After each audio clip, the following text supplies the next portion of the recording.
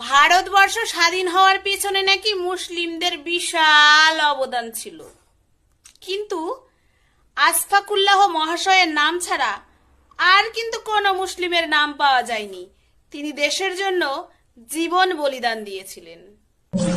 তো বন্ধুরা, তোমরা ভিডিওটা দেখে হয়তো ভাবছো এই অন্তর্ভুক্ত 47টা এই সোশ্যাল মিডিয়ার সামনে এসে কি আবল তাবল বলছে, যে ভারত স্বাধীনতার সময় মুসলমানের কোনো অবদান ছিল না, মাত্র এক ব্যক্তি ছাড়া একটা।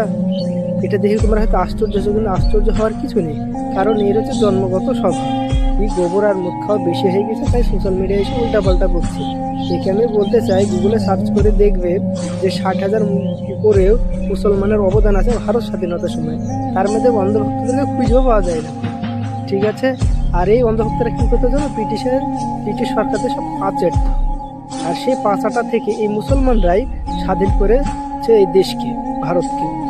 আর এই অন্ধভক্তরা এখন সোশ্যাল মিডিয়ায় এসে বক বক করছে কুকুরের মতো। এই ভিডিওটাকে প্রচুর পরিমাণে শেয়ার করো বন্ধুরা, যাতে এই অন্ধভক্তের ভিডিওটা দেখতে পায়।